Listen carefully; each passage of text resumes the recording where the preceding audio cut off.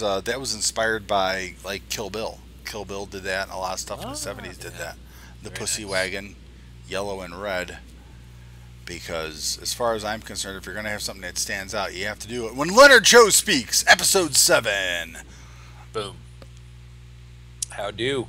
I'm doing all right, brother. Howdy and how do?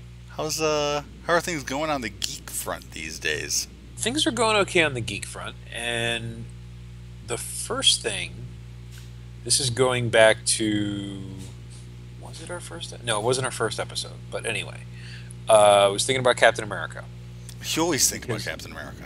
well, especially when I'm touching myself. But Wait, well, because because it's like I'm him in that circumstance. Like right. it's Yeah, and like you got it's not my thing. It's Super Soldier thing. the shield. And... Anyway, so you're thinking Those about Captain straps have America. got to attach to it somehow. But anyway, goodbye everyone. Goodbye. It was Thank you for fun while it tuning in. lasted. But it occurred to me because I'm sitting there and I'm like, wait a minute. There was the big brouhaha. I was thinking, I think like a month ago. Hail Hydra, internet exploded. Right? And I'm Yeah. like, and we haven't heard anything since. But I think the issue 2 comes out tomorrow, Oh, I guess, yes, it's been a month then, and hasn't it? it's funny because I'm curious what the sales numbers are going to be because for issue 1 it very clearly worked. The book sold out. The book sold out a couple times over. Oh, I I'm sure bet. there have been multiple printings, all that jazz. Uh, I was not one of them. They did not get my money. And by the way, people, it's gonna be worth shit. It's going to be worth Just so shit. you know. They were ready for this. You don't have Action Comics number 1. You don't have you don't have the death of Superman. That's Oh boy! oh Every time a god. Death of Superman story. Well, who doesn't have a Death of Superman story? Go for it. I'm working at Atomic Comics, and we had one up on the wall. It wasn't like you had the register, then you had like the wall behind the register, and it was Right. like the premier kick-ass wall. Maybe it had been there at one time, but generally speaking, it was on the wall that kind of went around the store that had other various expensive comics. Yeah. Death of Because Superman was like up. the stuff here, this is A grade. On the rest of the wall, I presume you go B, C, D. You go with the shit that's worth. It's like, yeah, it's got a specific dollar Like value like associated like to it, like but not like not conditioned, but like this is the top tier expensive stuff. this There's is, yeah, this is like Slash Murad #1, which is, fuck. Last time I saw it, it was what, 50, $60. really. I'm kidding. No. I was like, I I I'd be hard pressed to think of someone besides you and me that read that book. Yeah, really, seriously, I can never. I found 1, 2, and 3 at a con once. I never found. I never. Well, then again, you go to a Comic Con. It's not really a comic book con Yeah. anymore. But I've never found 4, 5, and 6. I probably could on the internet. But anyway, so up around that second tier wall of the shit that used to be expensive was Superman, Death of Superman, right? Number Yep. 75. Black bag, the whole 9 yards. Dude, I'll never forget fucking Dr. Feelgood fucking t-shirt, sleeves cut off, missing teeth, primer gray Trans Am, coming in going, hey, I got a couple of them there at home, maybe you want to pick those things up off me or something, because I'm going to tell you, I got a few. And I went, tell you what, sir, I've been working at this store for about 3 years now. That comic has been up there those entire 3 years. The minute I sell it and I need another one, you'll be the first one I call.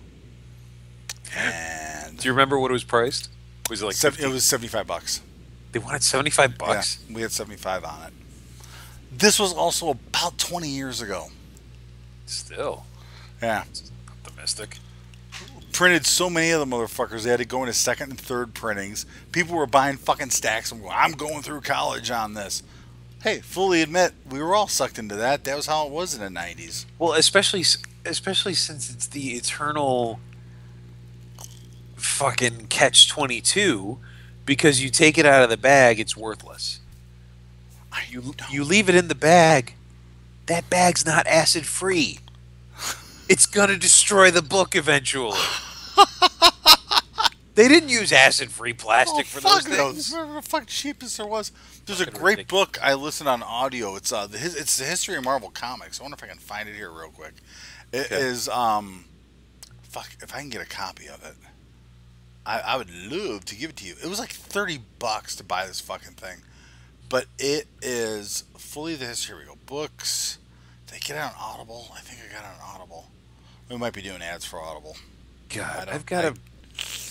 Hey, I got a lot of shit going on in the background, dude. Like you don't. Hey, It's a lot of stuff. I will apply my sweet baritone to any Oh, commercial we have to do. oh, I'm sure you will.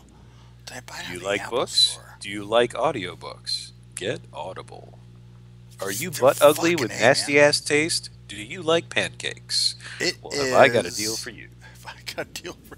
It's called Marvel Comics: The Untold Story by Sean Howe, narrated by Stephen Hoyer. Hoy. Wait. Dude, holy fucking crap! If you like Shit. comic books, I've still got this fucking palm tree behind me. I gotta get some. oh, the palm tree works. Don't worry about it. I'm the guy who Oh, has to get shit behind me. fuck that shit. Fucking palm tree. Okay, listen. In the TV show 24, and one of those in between episodes they did, Jack Bauer is supposedly in Chicago. He's down an alley. Whatever the fuck happens. It was like 15 minutes maybe. In the background, you can see palm trees, and I'm like, the rare Well, it's like, Midwestern Michigan palm tree. John Carpenter's Halloween. All the cars have California plates. Oh no shit. Yeah. And they had hearing about. I watched like there was a. I think they were on Bravo. Bravo did all these like 2-hour documentary. Well, 90 minutes without commercials, I'm sure. But they did behind these famous movies. They had Halloween. They had Scream. Like a 2-hour documentary talking to the filmmakers and everybody. And for Halloween, they had authentic autumn leaves, but they only had they had collected them from, I don't know, people they knew or some shit. And so they would spread them out when they were filming a scene, and then when they were done, they had to go through and collect them all. Rake them all up. Because that was all their leaves, and they needed them for the next scene. Oh, it's fucking awesome. Hey, Also, sell leaves and make some money. yeah, I mean that would have been shit. You tell me it was used on Halloween, I'd give you $10 for one. Oh god. Fucking press it and frame it like a dried flower from a long lost lover. I almost got into the movie prop thing. There was That's oh god, don't fucking say movie props. there used to be a place down here in Arizona that had. If I had any money, one of the first couple of C2E2s, they had a prop auction from Iron Man, the original Iron Man. They had like the big chest and helmet of the Ironmonger suit. They had all kinds of shit. But what'd that shit go for? Thousands and thousands of dollars. Oh yeah. Well, and it's funny because there were a couple items that the items that I was interested in were not like, don't get me wrong, having a full suit of armor or something in the corner would be cool. You were looking to buy Paltrow's panties, weren't you? No. Oh. Were those for sale? Well, if they were there, Or- I don't get me wrong, I'd linger a moment, but maybe a little. Can I do a smell test real quick, please? No. Oh, fuck, wrong. No. Internet's a it's stupid, not. sick place. I love it. Yes, but the two things that really appealed to me Was her bra? No, shut up, you fucking twat. Dude, I've been dealing with I've been working on his other fucking TV show that is just nuts. So, anyway. But they had, from when he was in the cave with Yinsen, they had the backgammon set made out of washers and nuts in a little cool. box. And they had the drawings that he had on like transparent paper. Yeah. And the light box that when he put them all together and laid it out, then you saw the Mark I armor. It's just like, oh shit. What did those go for? And they had estimated bids, like what they expected these things to sell for, and each of those was in the $200 to $400 category. Not bad. And even then, boy, on a budget. But I'm like, I could probably scrape up that much. But I'm like, no, I'm doing the con. I want to get other stuff. Yeah. So I didn't even go to the auction. Oh. No. It's fine. It's fine because Sunday I went and I was talking to the guy and I'm like, hey, what that stuff end up going for? Yeah, everything was like $1,500, 1,600, Oh. because these Yeah. were auctions. So people started bidding. They start fighting and. Yeah, people with internet startups and much more money than I have. Could they call in their auction, or did you actually have to be there? That I don't know. Because if they could phone it in, dude, then it's everybody in the world. If you Yeah. have to be there, still, it's And then fucking Chicago. It's like one of the biggest cities in the world. one of the next couple of years, they had stuff from Captain America: The First Avenger. They had shields, Ken. I was about to say They had not a shield. They had fucking shields. plural. Plural. What did those And go for? it's funny because they rested on a price. If you like, they all went for the same price. $25,000. A couple hundred years ago, you'd have been burned as a witch for that one. But yeah, I think it was 25. They each went for $25,000. No shit. I nailed it. I was right on. Which sucks. I'm a witch. Which sucks for the guy who had to go with the plain uncolored one because they had that one too. Oh. But yeah, but I have pictures. Christ, I should really. But use those it. things are fucking movie used. I mean, that's like. But and this is why because the first few years at C2E2, for anyone who's, if someone listens to this and you're not from Chicago, Nobody listens to this. it's the Chicago Comic Entertainment Expo, C2E2. It's at So McCormick CC, Place. which is comic, Chicago Comic. Chicago Comic That's C2. Entertainment Entertainment Expo is E2. C2. There we go. E2. But it's at McCormick Place, is where they hold the auto show, where they filmed Batman Begins or driving around with the tumblers. So there's Where tons you of space. stood in line and saw they were fucking Exactly. playing Batman. Yeah. They were playing Dark Knight when we were there. Yeah, I gotta be honest, because this is really turning out great. I don't have to remember, like, okay, did we have this conversation not on the podcast? Yeah. Or did we have it on the podcast? Because I pretty much have shut you up. We get, the minute I call, you just start. And it's like, I need you to be quiet and we'll talk on the podcast so I don't have to remember, did we talk about that or didn't we talk about that? Because now I can just go, fuck it, if we talked about it, it's on the podcast. It keeps things way easier. But it was great because the first few years, I think the first year attendance was right around 40,000, and it was going up like 10 grand a year. But so the first few years, it was really low attendance, and I would go on Friday. Like Friday was my day at the con on my own. Mm-hmm. And wait. When you say on your own, you're talking on your own. No wife, no kids. Ooh, it's me. That's danger. In McCormick Place Geek Paradise. But it's great, and because the guys running the auction, not the Iron Man year, but the Captain America year, this is when it paid to be there on Friday. Attendance is down. They're not getting swamped like crazy. And so I'm talking to the guy for a while, and I'm like, oh, this is awesome, striking up a conversation, as you would. I was kind of channeling my inner Ken. And because they had the motorcycles, they had the Cap's motorcycle, the frickin' Hydra tank that Dum Dum Dugan escapes in. That you could get that at auction. Some lucky fucker has that and probably still drives it in wherever he lives in the local 4th of July parade every year. But it was great because I'm talking to the guy. We're talking for a while. We're striking up a conversation, and he's like, "Hey, you want to come in?" And I'm like, "Oh yeah, I want to come in." And I was with my friends Carrie and Andrea because they were at the con that day, and so. He let us go by the motorcycle and put our hands on the handlebars. Really? And then he's like, "You want a picture with the motorcycle?" And I'm like, "Actually, can I get a picture with the shield? Not the bear shields, but the shield frozen in ice." Oh wait, did you post that picture on Facebook? I'm sure I did. Oh fuck, I gotta steal this shit. Because I gotta put together a whole fucking Leonard Joe shrine.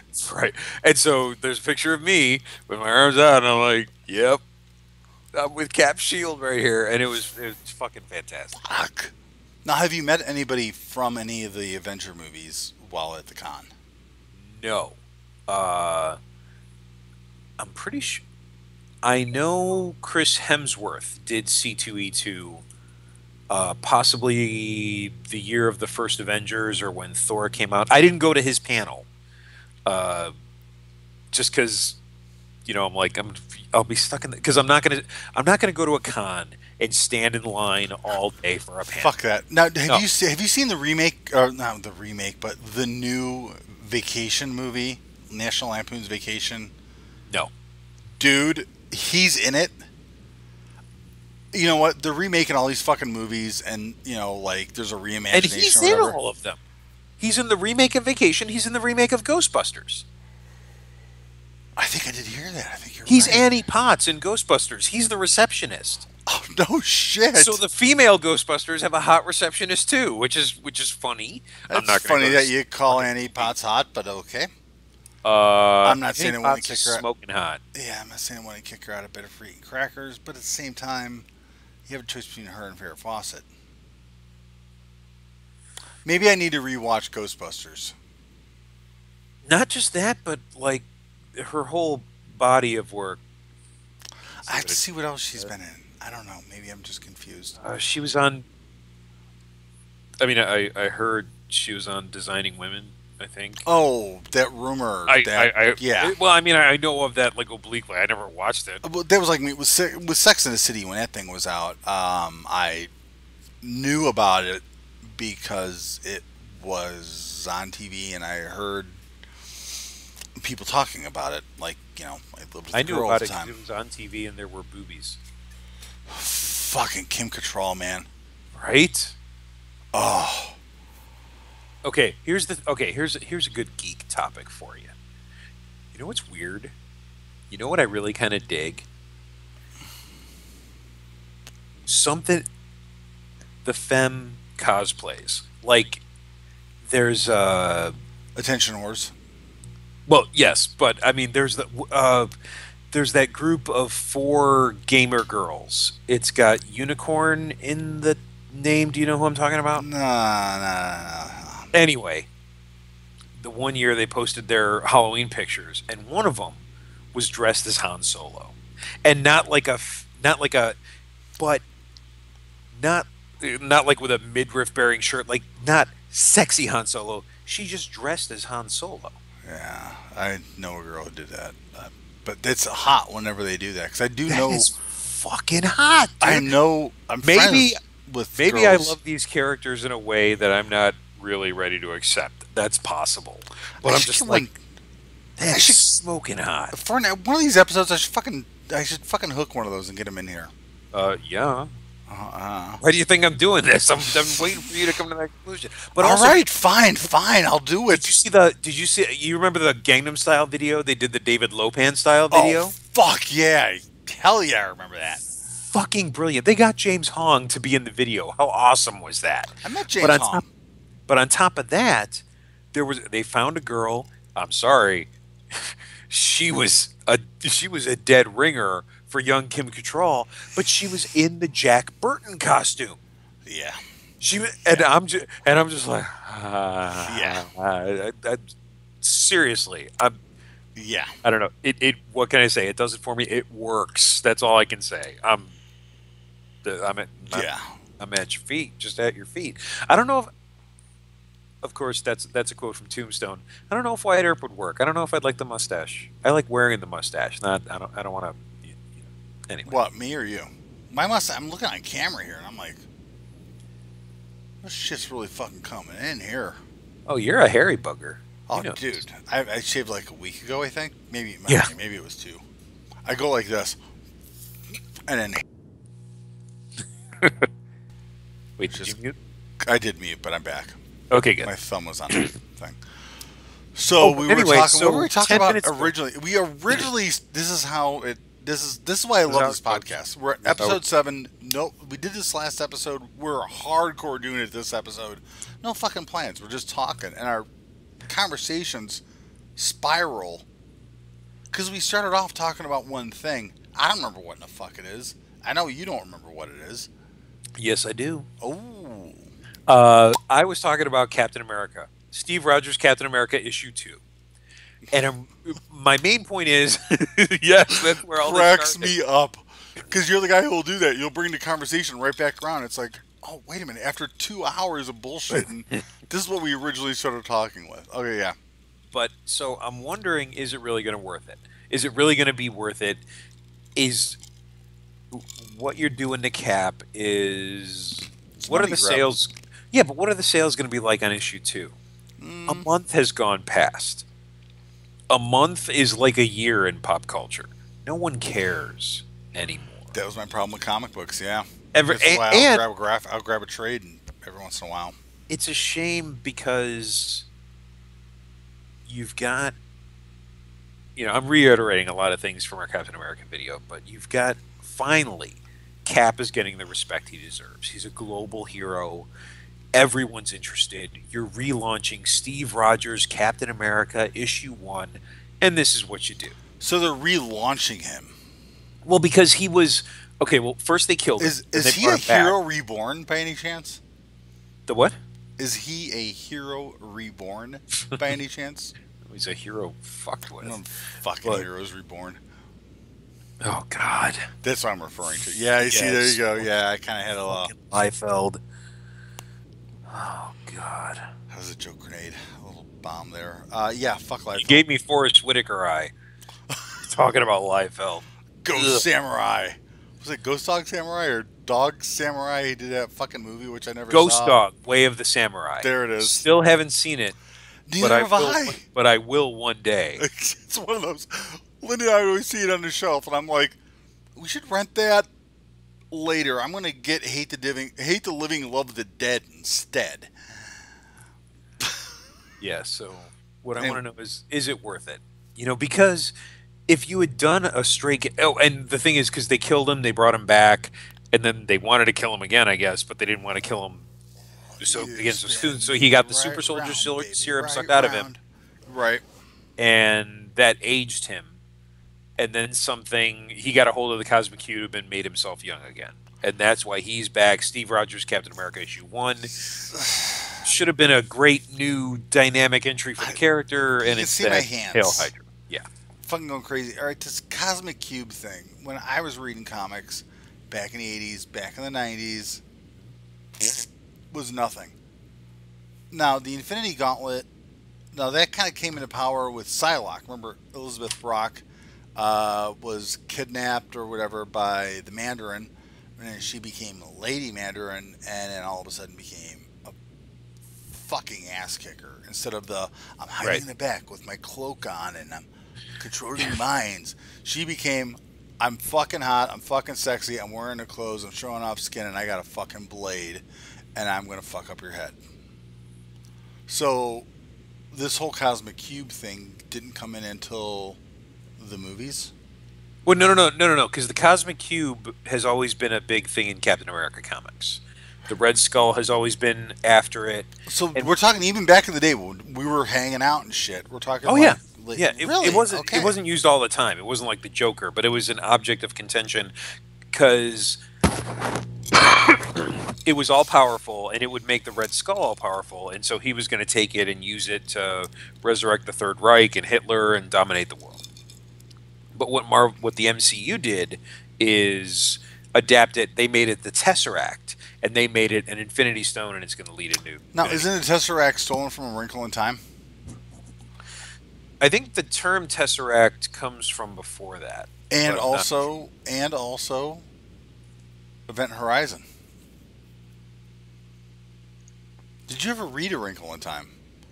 Did you have Miss Rupp as your third grade teacher like I did? I had Miss Rupp as my third grade teacher. If she made us read A Wrinkle in Time, I do not remember. Oh no, she read it to us. She had like a story time. Yeah, and one of the things she described was how like it works. It's like a piece of paper, and you fold the piece of paper, and you put exactly like what they said in Event Horizon. You poke the hole, and you go one side, come out the other.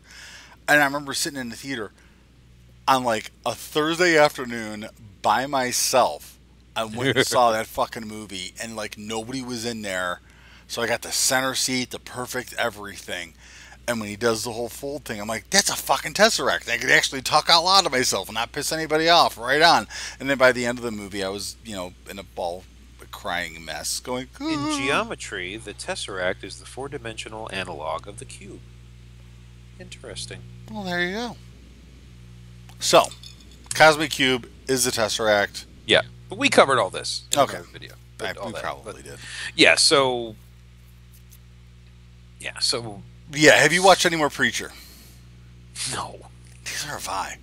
I think I started to, but it was like playing in the background kind of a thing. And someone reported that there's the second episode is the mysterious cowboy, and they bring the saint into things. But... And that's what I was gonna say. I remember looking over at one time while dicking around with these fucking. Seriously, I got fucking toys. Here, I'll show everybody what I have. I've got a fucking robot, an ID4 alien. The ID4 alien has a vape because he's a douchebag vapor, like I have become, and also some Arizona Gunslinger habanero hot sauce, which gets aliens really fucking drunk apparently. Nice. Alien Nation, remember how they did the sour milk and they got all messed up? Yes. Yeah, it's kind of the same thing. And to hit him in the nuts, you had to hit him like under their armpits. Oh, I forgot about that. Good call. Because James Caan tries to knee some guy in the nuts, but then George is like, I think if you hit here, it'll have the effect you're intending. I love that fucking movie. Sykes. Your name is Sykes. Yeah. It means Shithead. excrement and cranium. My name is Shithead to you guys. Great fucking movie. And your name is Sam Francisco. You know the story behind that? Why? No. Why? And then James Caan is like, no, I'm not going to call you that. I'm going to call you George. All right, I'm going to call you George. And we're going to do that. It's Mandy Patinkin playing George. Mandy Patinkin, but in the original script, Mandy Patinkin's character's name was George Jetson, because someone in the INS got bored and started fucking with people and was given all the aliens various space and sci-fi names. But Hanna-Barbera or whoever said, no, you can't use the name. They didn't give him permission. So he's Sam Francisco. It's still a joke. But that's why James Caan is like, no. I'm not going to call you Sam Francisco. But FN2187, nah, I ain't using it. How about Finn? I'm going to call you Finn. But anyway, right. George. And I'll call you George. And what's funny about that is you look at an earlier movie, Evil Dead, where in the workshed, because they had to overdub the word workshed, so Bruce Campbell's like, people always ask me to say workshed to them. In the workshed is a poster from Nightmare on Elm Street, and it's ripped, and that's Sam Raimi telling Wes Craven, hey, your movie is shit compared to mine. So, and then also in the workshed, when he walks in, above the doorway, you'll see Freddy Claus. But filmmakers will do that, and they'll have like this little war back and forth with each other. Like, hey, I'm making a reference to your movie in this movie. Watch fucking Dead Snow. The one guy's wearing a Brain Dead t-shirt, which was the Australian title of Dead Alive. Right. Okay. And that's the filmmakers kind of giving like a little, dude, thanks a lot, you inspired me, but fuck you, mine's better. And it's always a bullshit kind of a friendly thing. Evil Dead 2 has one. I love practical effects because fuck CG. And when you, not only is it I don't just love them for the old school nature of it, but just for the performance aspect of things, because you're captured like. You want to talk Evil Dead, dude? I could talk it all fucking day. I know. Evil Dead 2. Stupid amount about that. Evil Dead 2 to this day has my favorite on-set practical effect ever, because it was it's shoestring budget, but it's fucking brilliant. The one where Ash staggers over to the mirror and it's like, fine. And then the mirror Ash reaches out and grabs his throat and says, we just hacked up our girlfriend with a chainsaw. Yeah. Does that sound fine to you? They found Bruce Campbell's identical back twin. And just because it's a completely practical effect. It's not a mirror. It's a hole that goes. And so these guys performed it as though they were mirror images, just so that Bruce Campbell could reach out. It's It freaked the Yeah. shit out of me. I had to watch it a few times. I remember the first time I saw Evil Dead 2, I caught it from like the middle, and it was late at night. It was HBO. I was, living at my grandma's, and I'm up in the middle of the night, and I'm flipping through channels, and I see this in the body, the beheaded body of the girlfriend is walking around with the chainsaw. I didn't know what it was. This was before you could click the info button, and I would have had to go and get the freaking TV guide and like find in the grid where I was watching. Yes, I grew up in caveman times, but so I didn't know what it was. It took me a while because I'm like, is this like? I thought it was a Tales from the Crypt when I was watching it because it was very clearly horror, but it was also So you ran across. So your discovery of Evil Dead was flipping through the channels one night. Completely accidental. Wow. I got into horror the way most young men get into horror. We're left alone. We're flipping through the TV channels, looking for boobies. Really, that's what it is. Yeah, looking for boobies, and horror is where you find them. And the cable guide had always said nudity if it was rated R, so you knew there were going to be tits somewhere. They're going to be somewhere. And Mom, Dad, guilty as charged. Yeah. Well, yeah. And then there's also great gore effects, and it's like, oh, I'm fulfilling two needs at once. This is fantastic. So yeah, because I've got like a really my whole gore background. Like I can do a lot of. People have been telling me, get on that show Face Off, and I'm like, I know some of the stuff. I don't know all the stuff. I'd get fucking cable back if you got on Face Off. There's aspects of it. I've met people who are on the show, and I've shown them some of my stuff, and I've been told, yeah, you fucking nailed that. If you get online and look up AZ Power Girl, it's my friend Nicole. Yep. Or Kara Nicole. And if you look up her as a zombie, I did that makeup. Nice. But I did the makeup. I didn't do... The applicant is something that I purchased from the store.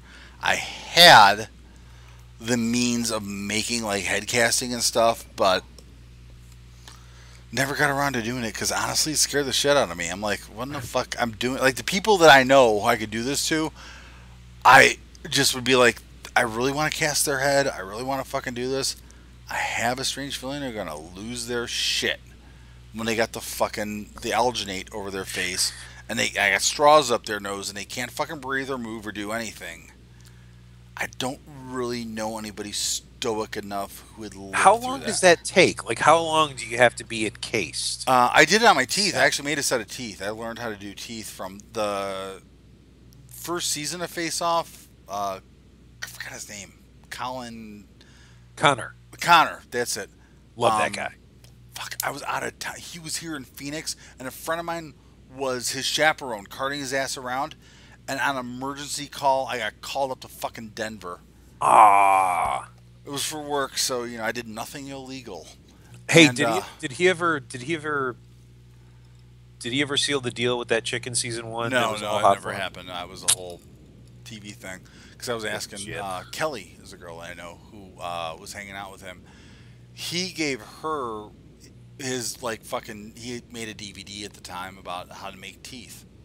I have that DVD. I made teeth. It says well ventilated area. My old apartment. I'm trying to think. When did you come down here? When you were down here, were you at my 2-bedroom or a 1-bedroom? My 40th birthday. That was my 2-bedroom, right? Underneath Dutch. Yes. Okay.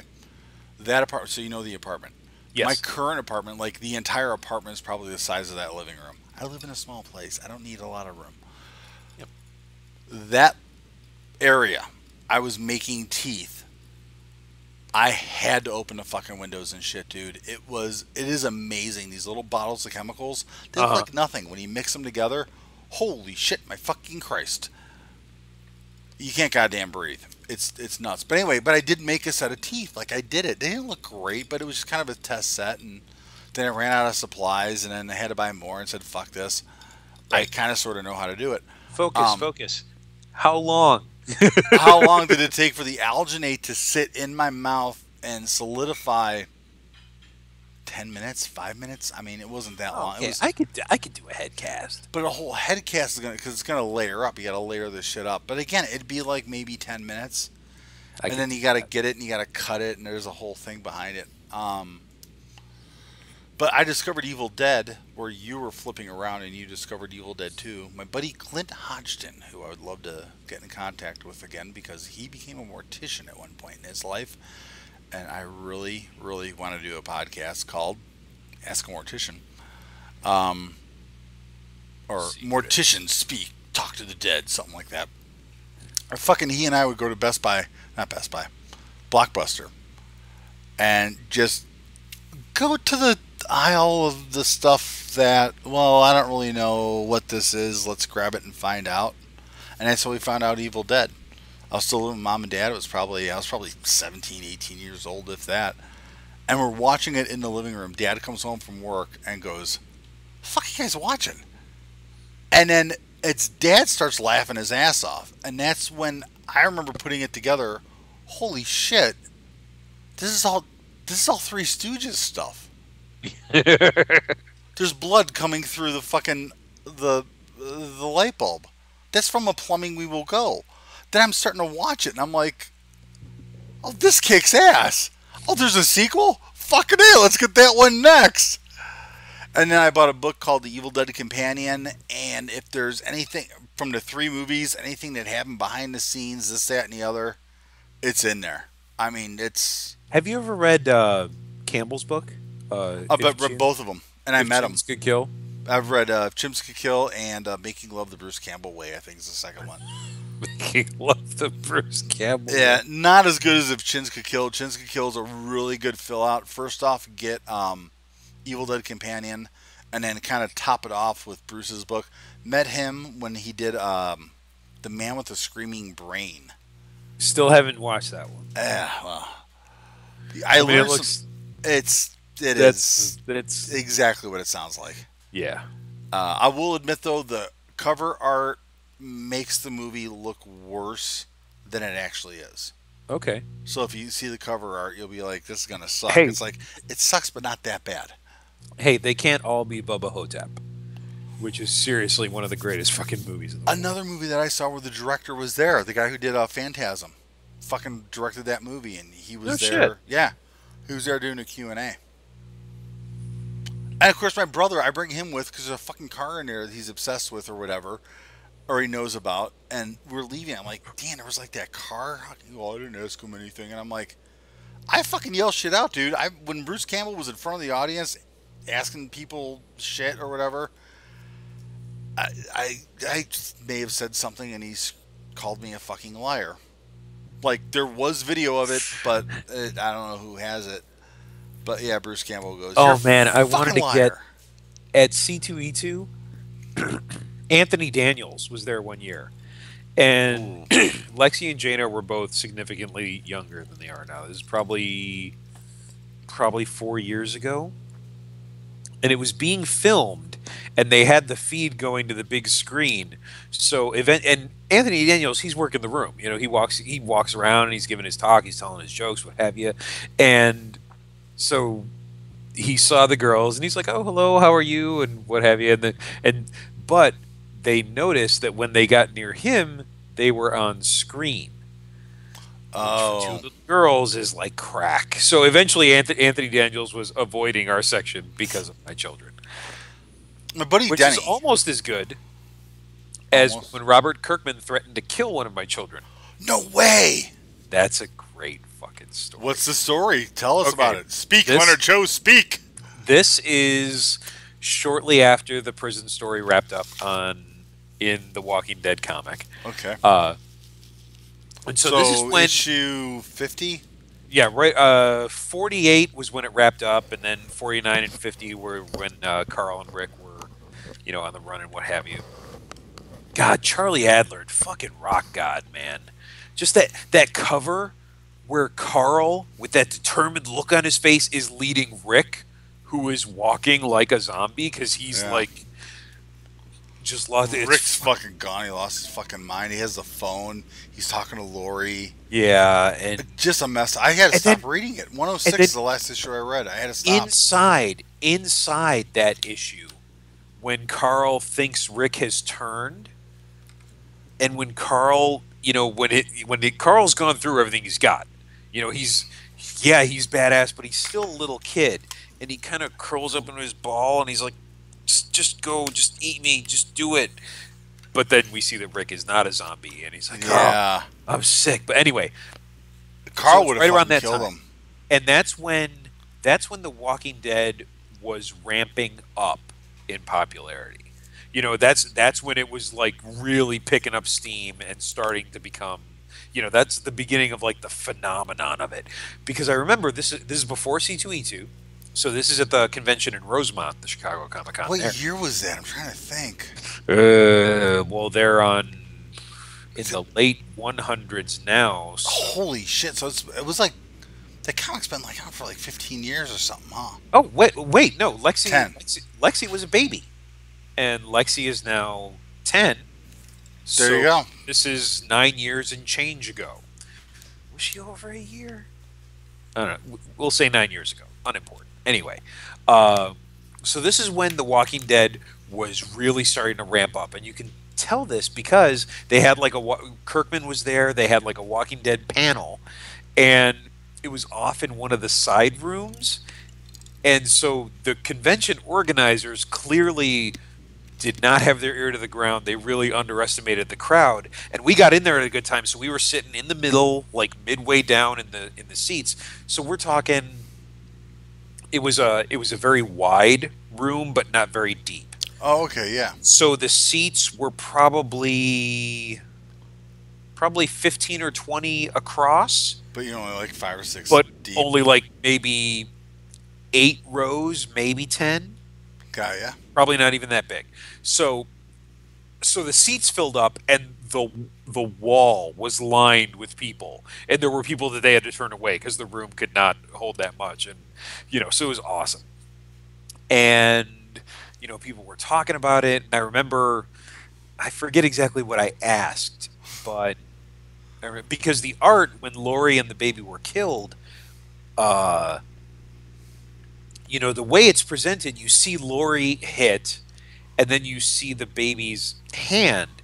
And I couldn't quite process all of the horror of it at once. So I'm like, wait, is Judith alive? Yes, Lori's dead, but is Judith alive? Is Carl going to have to go? But I realized what I thought was ambiguous, it turns out was just in good taste. They're not going to show you a baby splattered everywhere.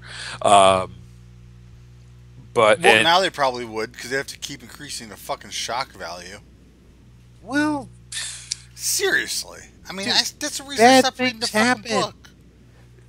You know what? I will never vilify them for that, because in zombie stuff, people always talk about the social commentary. People always talk about the social commentary of Dawn of the Dead, how the mall is populated by... Flat out, The Walking Dead is about the people who are still alive and how they stop becoming humans.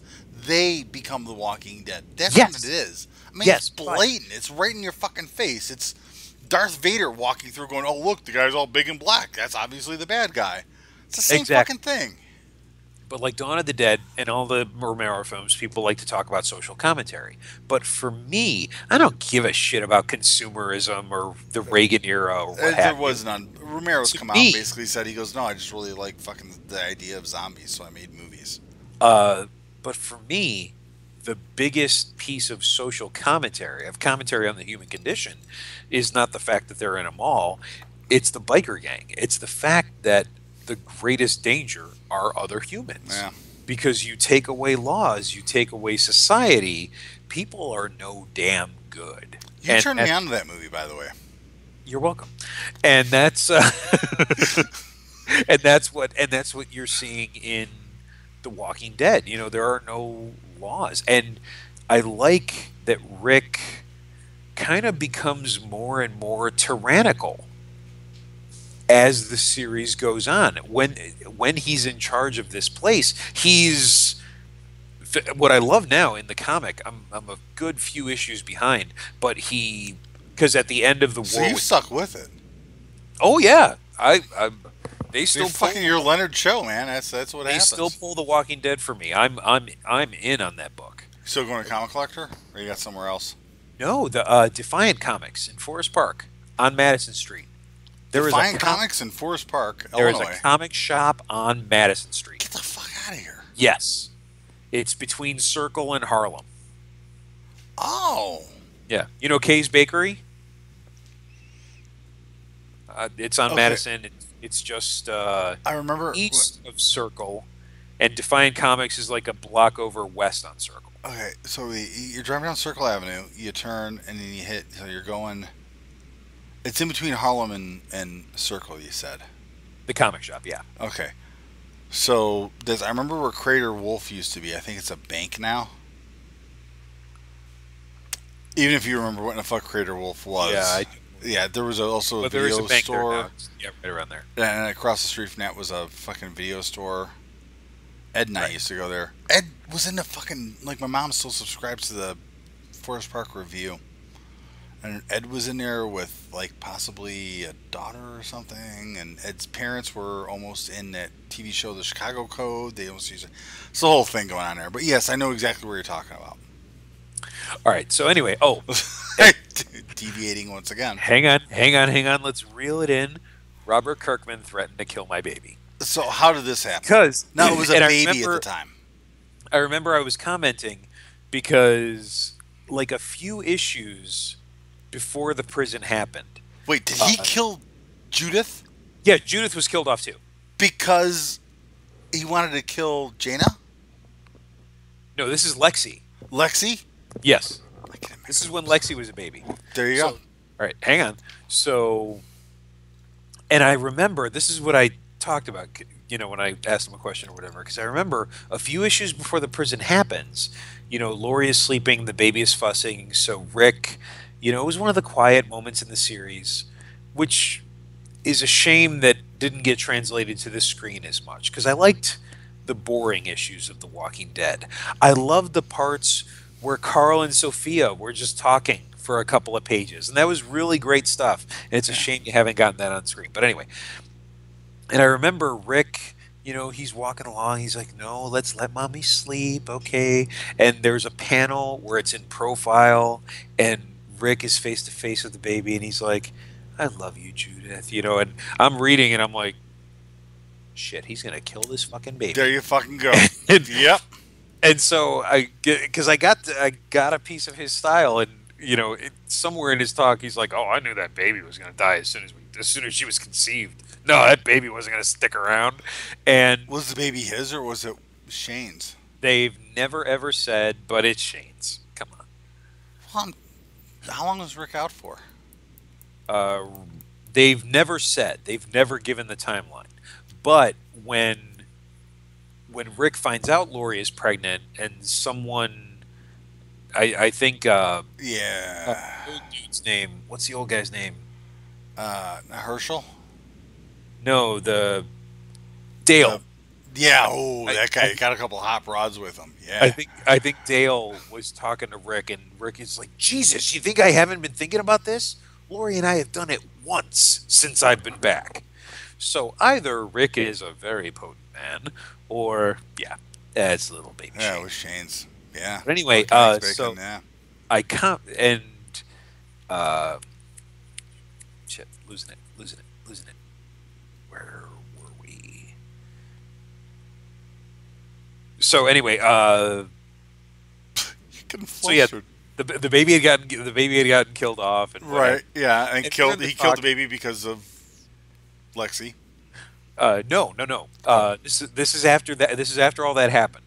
But we're in the talk, and we've got Lexi in the stroller, and she's like, you know, making noise or whatever. And at one point, she wasn't crying, but she was like kind of a little fussy, and she got loud for like a second. And Kirkman was talking to someone who's like, "Hey, I'll kill that baby. You better keep that kid quiet." And I'm like, yes. He is like, he's like, no, I'm kidding. I have a little one myself, but geez, bring a toy or something, dude. Yeah. And so literally, he did. And this was after, this was after the prison. So yes, okay. Kirkman was like, you know me, I'll kill that fucking baby. I don't care. Yeah. Awesome.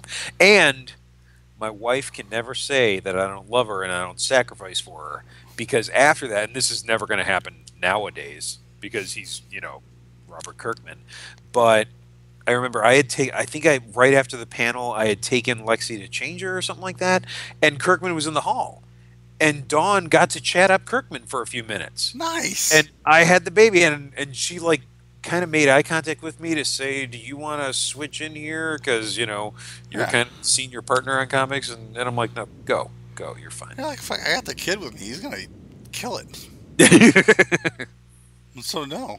How late? Alien, Alien versus Predator. I really had hopes for that movie. Did you read the original like comic? Yes, 4 issue Dark Horse. that Oh, was a great fucking book. fuck!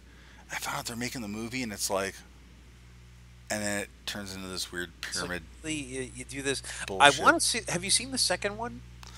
Yeah. So here's the deal with the second one. I heard good. I heard some good things about the second one. Those Sure. people were drunk. So, so when you watch the trailer, the trailer doesn't look half bad. But as you watch the movie, all of a sudden you're noticing, hey, wait a minute. This scene was in the trailer, but all of a sudden it's really dark. Why is it so dark? Oh, that's because it looks like men running around in rubber suits. Oh god. So they went, fuck, how do we cover this? We have all this shit in the can. What are we going to do? Darken the fucking movie. That's the best you can do to try to save it, and that's what You they know what did. else was a great book, and it's a shame because I don't. There's probably no shot of getting a movie out of this ever. Did you ever read? Because Dark Horse was picking up the licenses and doing great things with Oh, fuck yeah. there was a this is not my main thing I'm talking about, but there was a Terminator series. I don't know if it was even Dark Horse. It might have been a less reputable. It might have been a smaller comic company, but I remember there was a Terminator comic, and it took place during the war. In the future Revolutionary war. Oh, okay. And you remember in Terminator how they used dogs to sense Yeah. Terminators, and so there was a resistance fighter, and he was left behind after the battle, but he survived. So he's like making his way across the hellish landscape, and he's like hiding from HKs and doing everything he can to survive. And then and he finds a dog, and the dog befriends him, and he's like, "Okay, Is it well, a come on, fucking buddy." Terminator dog? Shh, spoilers. I'm just guessing. Yes, that's exactly what happens because Fucking amazing. because the dog is with him, and the dog's like helping him like for a while. I think he's like got his hand. It's a pretty big dog, so he's got his hand on it, and it's like helping him walk and stuff like that. And the thing is, the Terminators didn't know where the Resistance base was, and so this Doginator is like with him. And so the guy finally gets to the base, and he like punches in his code, and the door opens, and he comes in, and the dogs start going crazy. He's like, "No, this is a good dog. This is my friend." The thing sprouts all these extra tentacle arms, bursts the dog's skin, and kills everyone. Fucking the thing. It was awesome.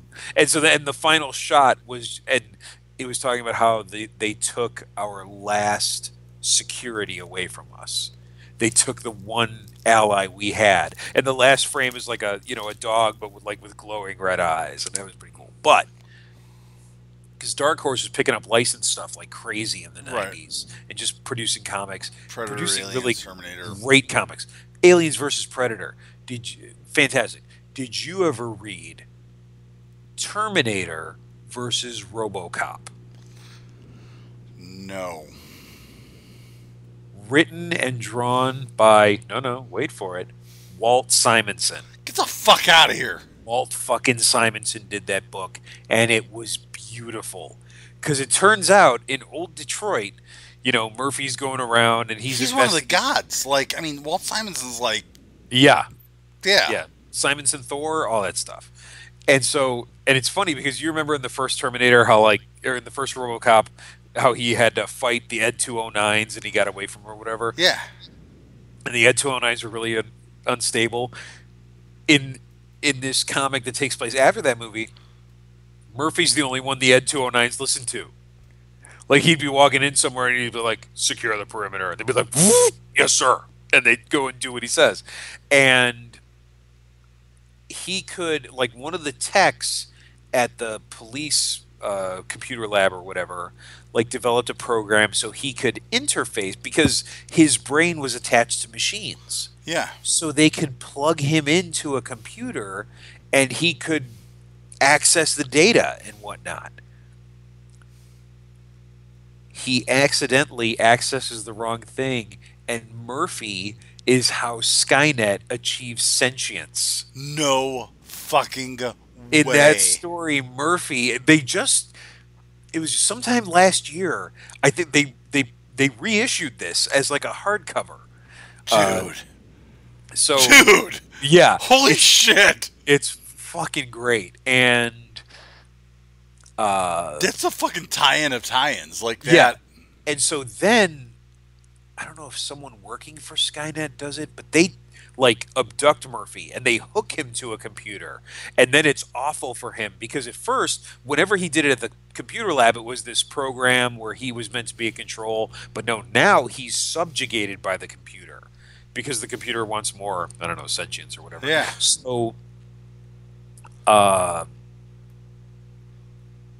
So he's enslaved by the computer, and the computer achieves sentience, and it launches everything. So Murphy hides his consciousness in the sublevels of Skynet, and he's just the ghost in the machine through the whole story.